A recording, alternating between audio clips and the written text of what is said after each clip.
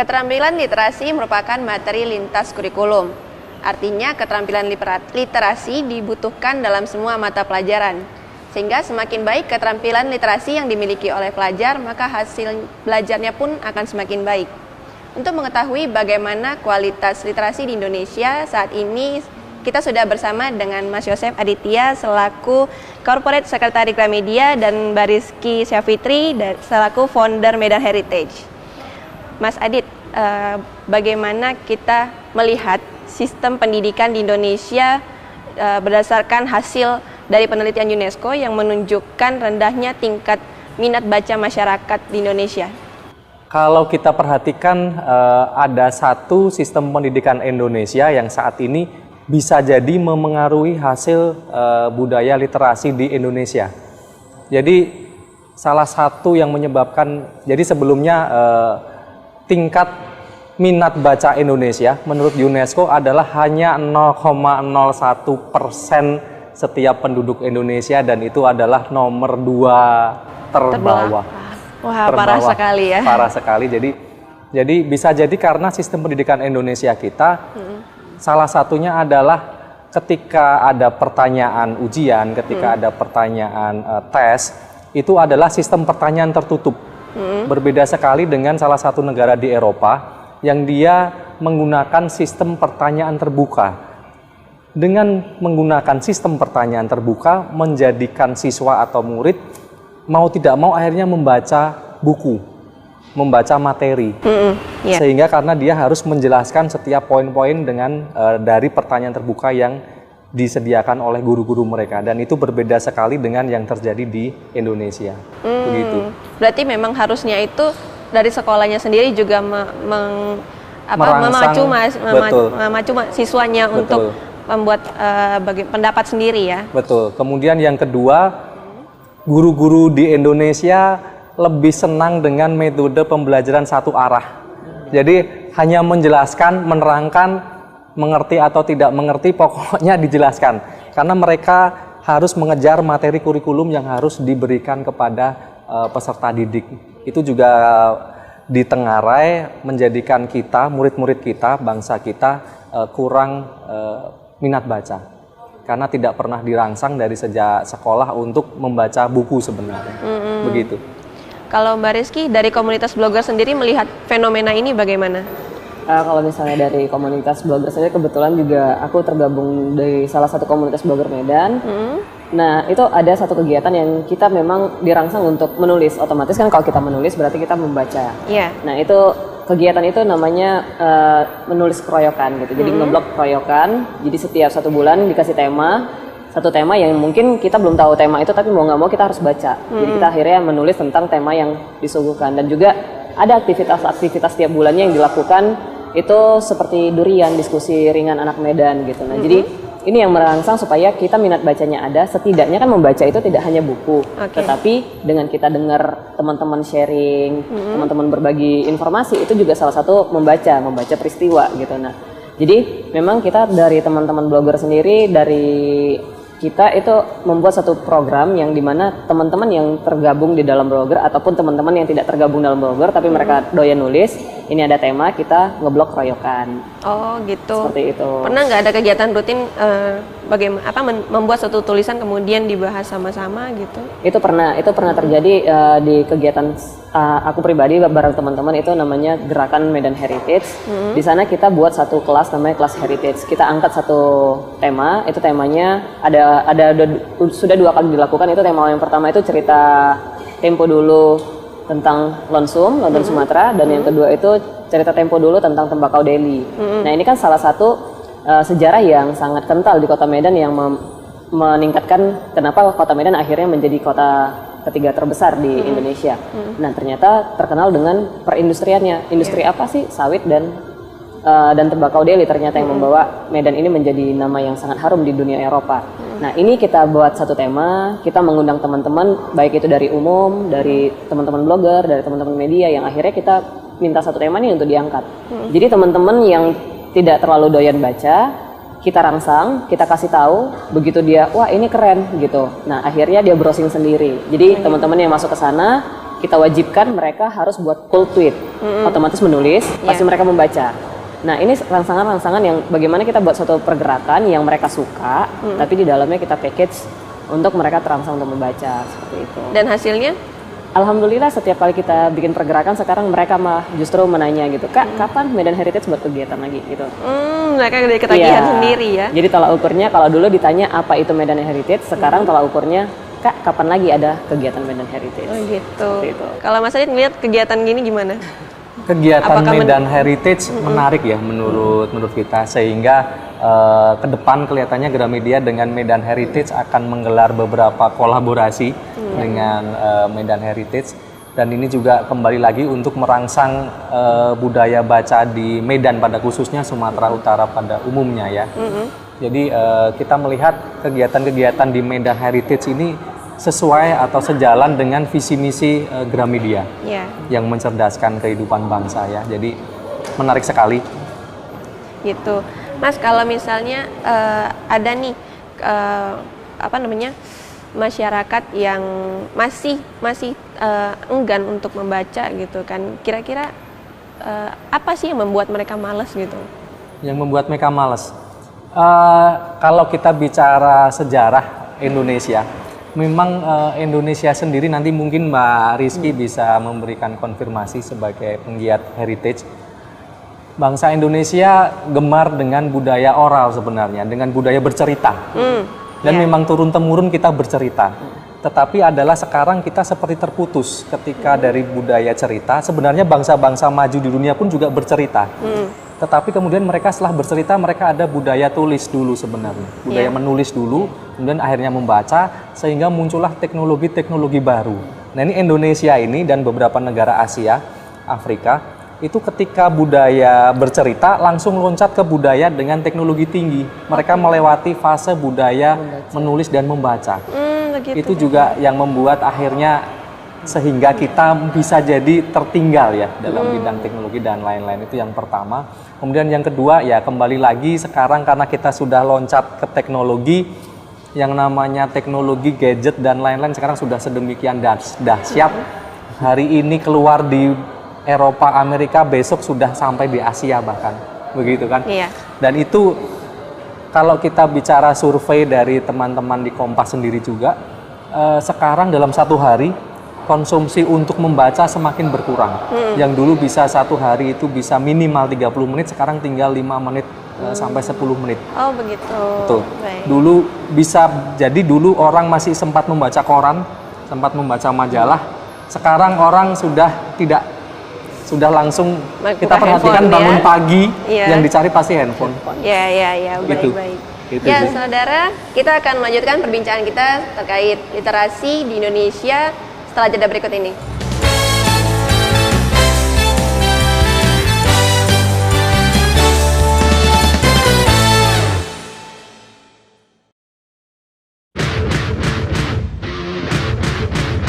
Medan berbahaya menjadi santapan manis para pemacu adrenalin ini. Trek curam dan tikungan tajam harus dihadapi dengan performa maksimal. Ikuti aksi tangguh mereka, Indonesia Extreme Off-Road, setiap minggu pukul 2:30 siang di Kompas TV. Desakan demi desakan terus bermunculan dari banyak negara terhadap pemerintah Korea Utara agar menghentikan program nuklirnya. Kabar, peristiwa, dan berita aktual dari seluruh penjuru dunia kami sajikan secara akurat. Insiden pelecehan massal di Köln membuat kebijakan pengungsi pemerintahan Merkel jadi sasaran kritikan pedas warga Jerman. Kompas Dunia, setiap hari pukul 11:30 malam, live di Kompas TV. Setiap orang pasti punya keseharian berbeda. Nah, tidak terkecuali orang-orang terkenal ini. Segimanapun sibuknya kamu harus tetap menjadi istri yang melayani suami setiap saat, apapun itu gitu. Walaupun memang. Yuk, kita ikuti keseharian mereka seperti apa. Jadi mertua gue manggil gue abang. A Day With, setiap Sabtu pukul 11 di Kompas TV.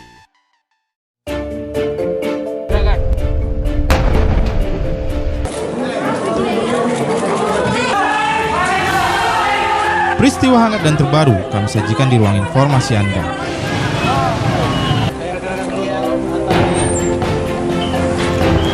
Bersama saya, Egy Fahrunisha, inilah Kompas News Medan. Kompas News Medan setiap Rabu dan Jumat pukul 4 petang di Kompas TV Medan.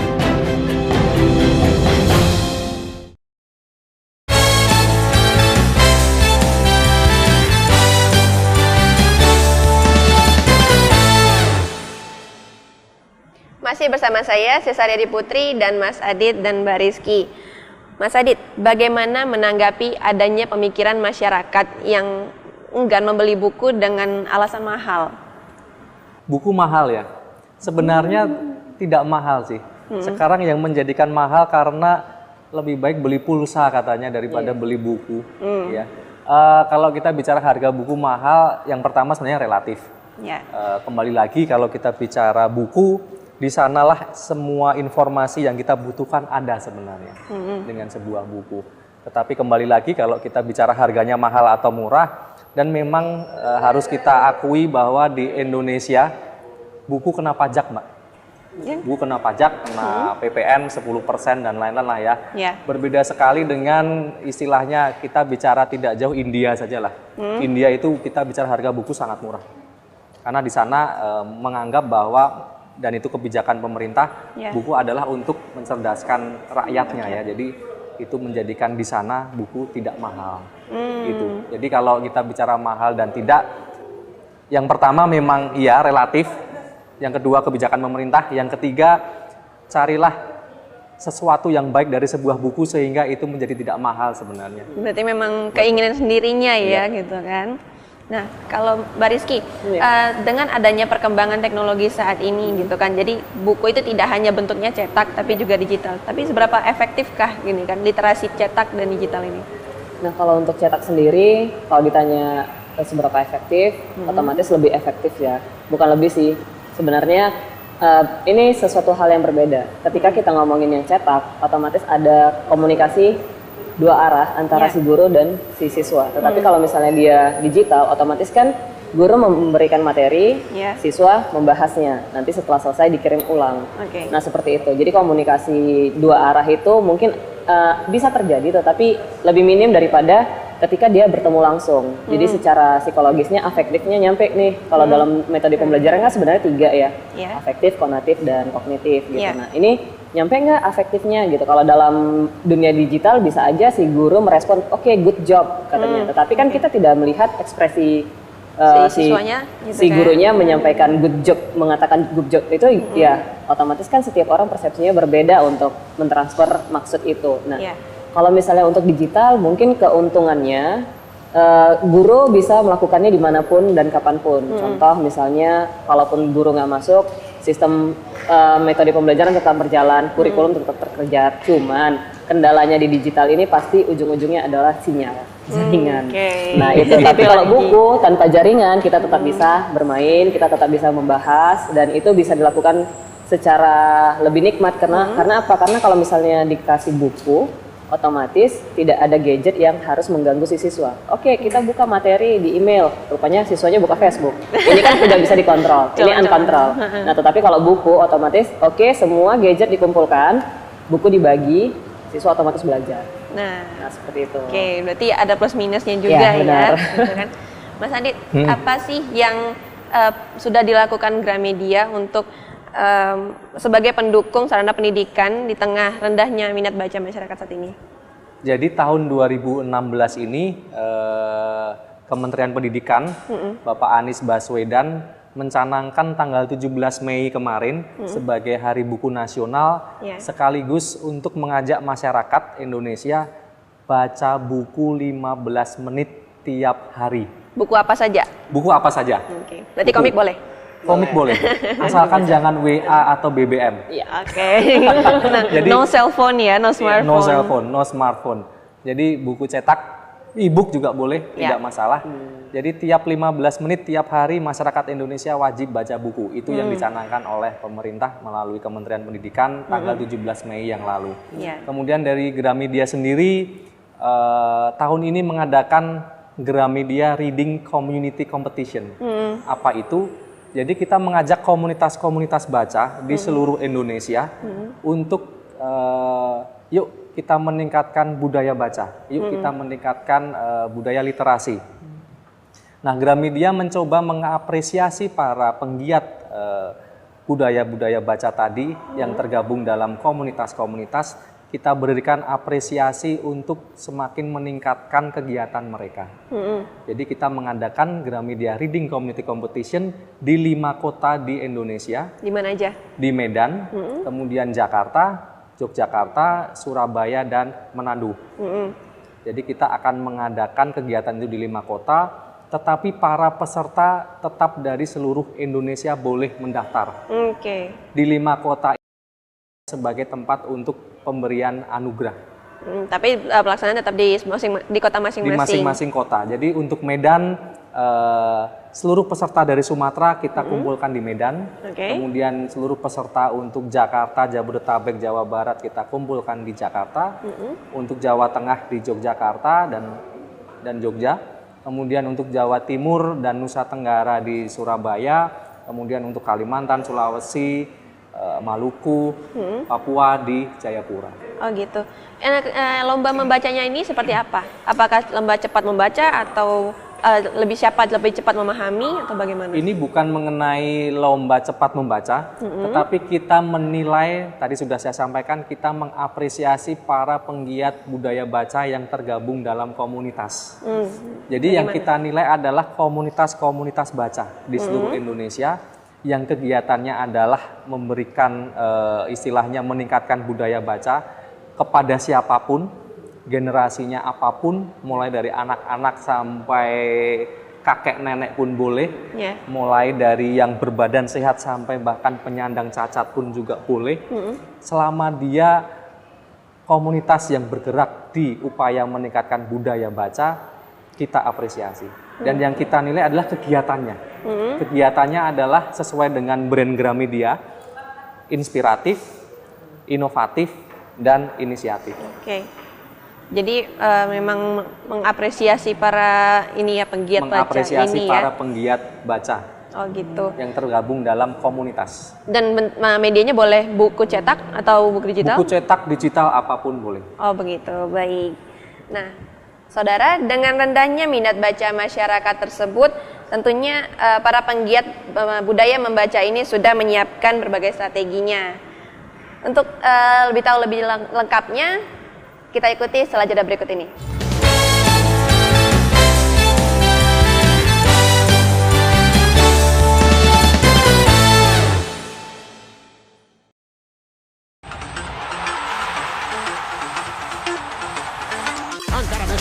Lo hizo el Chicharito. Luis Suárez. Copa América Centenario. Beragam peristiwa terpanas dalam seminggu kami hadirkan untuk Anda. Seyogyanya pemerintah tidak membebani rakyat. Presiden Joko Widodo meminta 5 pimpinan KPK baru mampu bekerja dengan baik dan berharap rakyat mendukung penuh pimpinan baru KPK. Saudara, demikian sorotan utama Kompaskan kali ini. Saya Nina Melinda. Kompas Sepekan, setiap minggu pukul 7 malam di Kompas TV.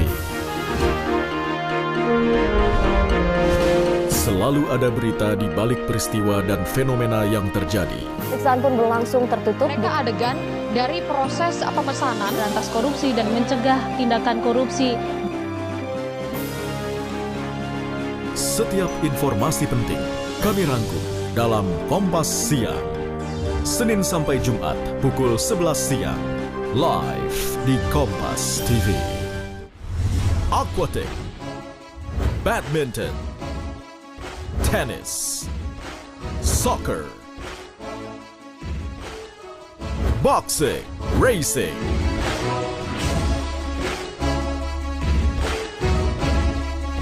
athletic, Kompas Sport pagi, Kompas Sport petang, Kompas Sport malam di Kompas TV.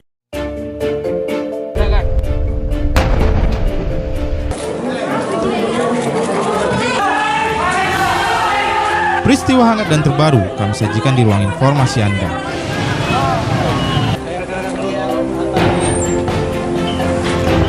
Bersama saya Egy Fahrunisha, inilah Kompas News Medan. Kompas News Medan setiap Rabu dan Jumat pukul 4 petang di Kompas TV Medan.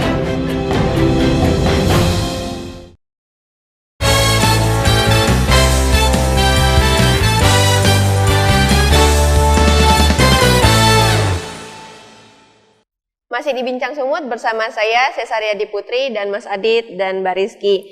Mas Adit, tadi ada menyinggung tentang Gramedia Reading Community Competition 2016. Gimana sih caranya supaya bisa ikut serta?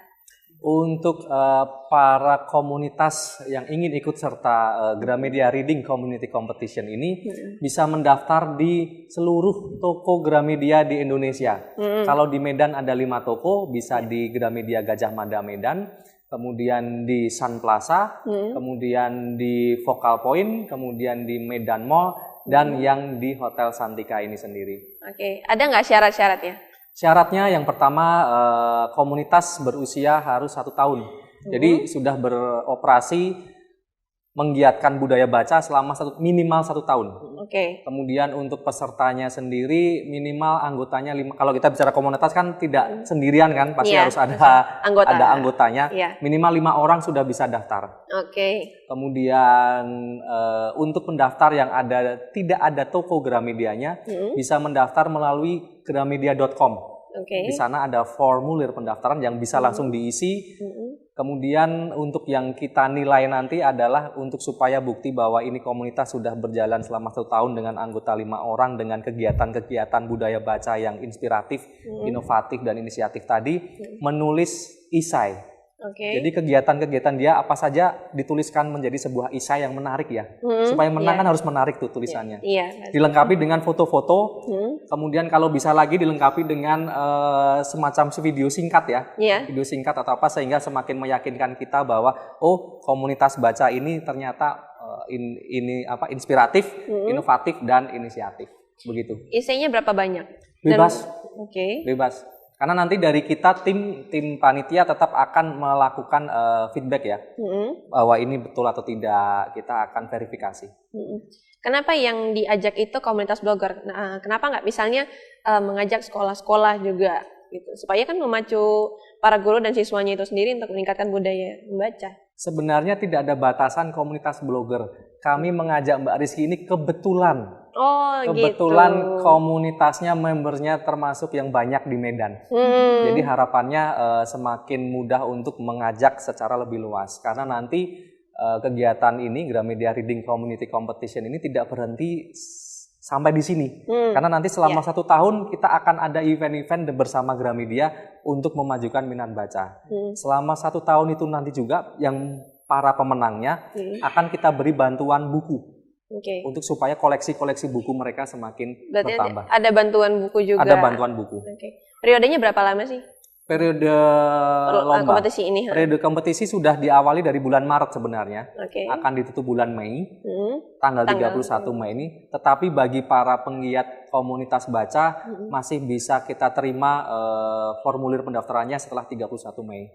Bukan diperpanjang, tetapi masih tetap kalau memang last minute ternyata masih ada yang perlu ditambah, tanggal 1 baru kirim, tanggal 2 baru kirim, masih bisa kita terima. Bisa. Dan pengumumannya kapan? Pengumumannya di tiap 5 kota. Untuk Medan sendiri tanggal 6 Agustus rencananya. 6 Agustus. Dan kalau daerah lain? Daerah lain ada, saya tidak ingat satu persatu. Oh gitu.